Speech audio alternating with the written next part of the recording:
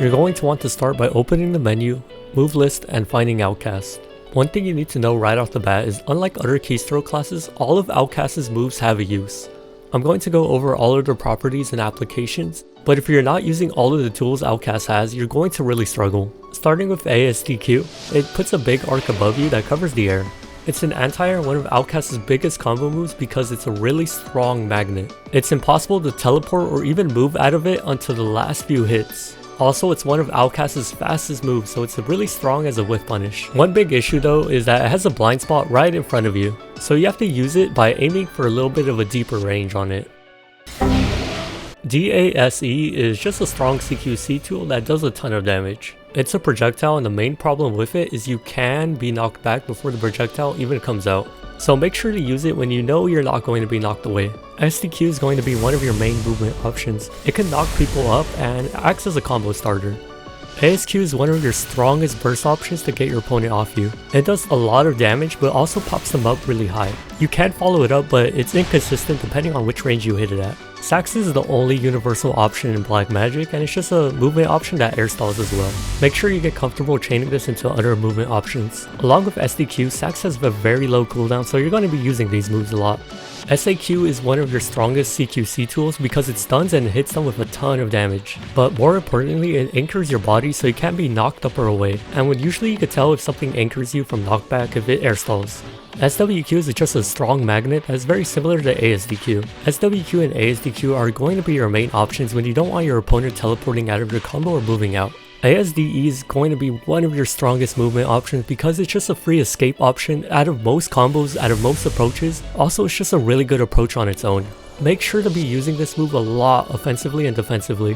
WADQ is your strongest damage move. It even does more damage than your ults. Landing this is almost game winning, but be sure to be careful when you're using it because it's very sluggish. ADWQ is going to be your third main movement option. This move is very important at starting your offense. In Outcast mirrors, it's very important to be above your opponent because you're going to have the advantage a lot of the times. This move is going to be used a lot as to create angles or make a confirm. It also acts as an anti-air grab, but it's a little bit difficult to land at long range, so it's better to use it as a short range catch. SWSQ is a disjointed lunge that lifesteals. But what's important about this move is that it's a disjoint and it applies a lot of knockback, so you can use it to beat out CQC counter hits like SAQ.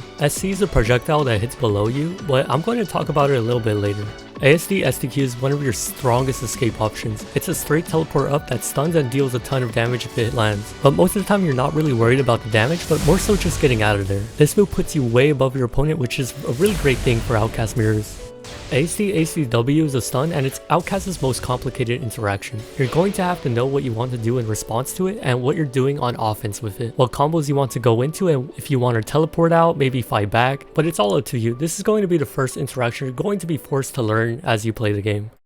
ADQ is a huge attack that hits in front of you and behind. It had a big nerf, nerfing its damage to 35, but the bigger nerf was removing the anchoring it gave. Using the ultimate raw now is very bad, because your opponent can simply knock you away or knock you up. Your last and final move is a projectile that goes at a set distance that applies damage over time. It is a free option most of the time, only if your opponent hard reads it can you be punished. Flowcharting this move is a great idea, but you can make it better by buffering it during another move like Sax. Make sure not to jump during the startup of this move or the orb won't land and explode.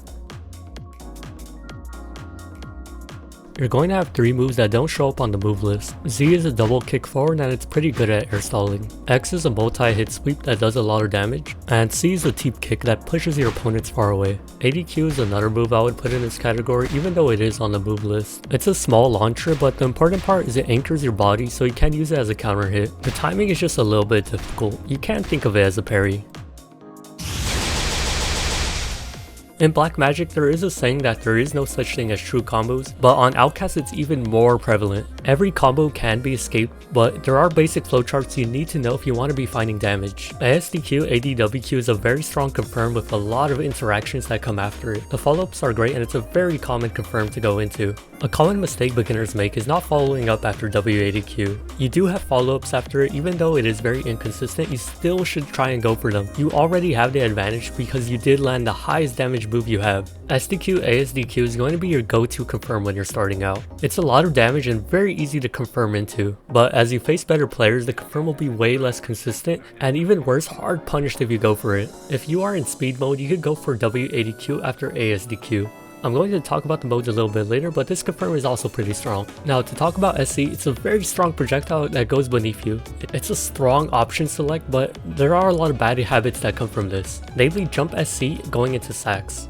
You could see it's a really strong option because you're very hard to hit, but no matter how strong an option is on Outcast, if it's red, it's pretty much doomed. Over relying on SC will make you very predictable. There are a lot of interactions and flowcharts I could talk about endlessly, but it's important that you go fight other players because that is the fastest way to learn Outcast.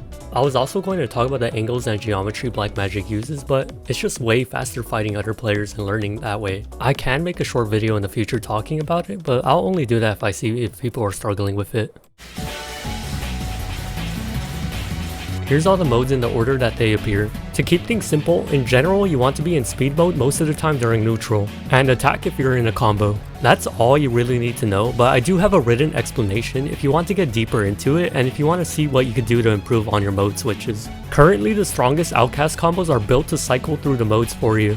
Trying to understand the modes is kind of a newbie trap. The most important thing to know on Outcast is your own basic flowcharts and interactions. These are going to be your main anti-air moves. They lead into a lot of damage and are really strong. What's super important to understand is that if you're on the ground and your opponent is in the air, you're on defense. You can't just be throwing moves out, you have to be really thinking about what you're doing, or else you're just going to get punished hard. So the first thing you need to do is make sure your opponent is in your view at all times. You never want to be guessing on defense, and on offense you obviously want them to be guessing, so make sure you're proactive in moving your camera around and tracking them down. It is possible to use sound cues to get a better guess, but a lot of the moves share the same sounds, so it's not really reliable. What you should be depending on if you can't track them is the little circle Outcast projects on the floor. You won't know what move they're using, but at least you know the position. The most reliable way to cancel an Outcast is with taunt. When you press T, you're put in the taunt pose and you can't get out of it very fast. I'm mashing T, but it takes me a minute to get out. The best way to learn canceling is starting with moves that are very long but are easy to input. So you're going to want to start off with sacks and by pressing T during the move. You're going to notice the big sword comes out as if you're in the taunt pose and animation breaks for the move. Even though the animation broke, the move actually didn't cancel. You can't start a cancel string until you do the next part. When you have the big sword out, it actually just means you have a taunt cancel stored. So you have to store the cancel first by using it during a move like sacks into T, just like how I showed you. So after you have the cancel stored, you can use it immediately or save it for later. And to use the cancel you stored, it's as simple as pressing T again during another move. You will lose the stored cancel, but the move will actually cancel this time, so you could go into a cancel string. A basic cancel string to start out is sacks, T, SDQ, T, and into any other moves. You could continue cancelling as long as you keep overlapping the moves on top of each other. It might be hard to get cancelling down at first, but that's not a problem. As long as your fundamentals are good, Outcast could perform really well without cancels. I'm going to show two example 1v1s against the best Outcast player and another player I know.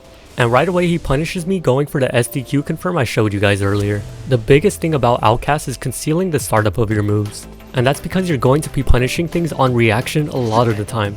Most of Outcast's moves have a huge startup and you're going to be relying on the visuals more than anything. If your opponent is strong defensively, your combos are never going to go the way you want them to, so you're going to have to really learn how to adapt your combos. One thing I noticed about Sikadib is he doesn't air stall usually. He tries to surprise you by falling down immediately and giving you no time to react. Since I caught on to this habit, I'm going to anti-air so confidently that I'm not going to move my camera. The only problem is that I'm low on HP and I'm going to have to adjust my combo if I want to play this safe. As soon as I see him go up, I'm standing my ground. Unfortunately, I have to go for a smart ASD SDQ confirm instead of risking going CQC with him. Sikadib is a very strong player and he never goes for anything dumb like this ult I'm about to do. He punishes it perfectly and from here it's just all downhill. The main takeaway from this fight is how poorly I conceal the startup of my moves. I just do them raw on the floor and I never break the straight view he has on me. He's going to be able to react to any approach I do and any move accordingly. This next fight is going to be a huge example of how important it is to adapt your combos mid-fight. Interactions can go a ton of ways, but it's important to try to predict what's going to happen next and be ready for anything. I'm going to be scared of him falling on top of me here because he air stalled and I didn't, so I'm just going to get out of there. One thing you might have noticed is how we both used our teleport off cooldown almost every time. But believe it or not, a teleport that could go anywhere could still be red. You have habits, and Sikadib has punished me for teleporting before. I think Replicator Outcast is the best designed keystroke class we've ever had, especially after all the work Kiwi put into it. It's an incredibly easy class to understand. There's no hidden tricks or glitches, it's all incredibly straightforward. The only thing stopping you from getting good at the class is just playing the game. By playing the game, you will improve hella fast. If you're looking for people to play with or help on Outcast, my Discord server is one of the best places for that, or you could just go to the Black Magic community. I hope you guys enjoy Outcast just as much as I did. See you guys sometime soon, probably.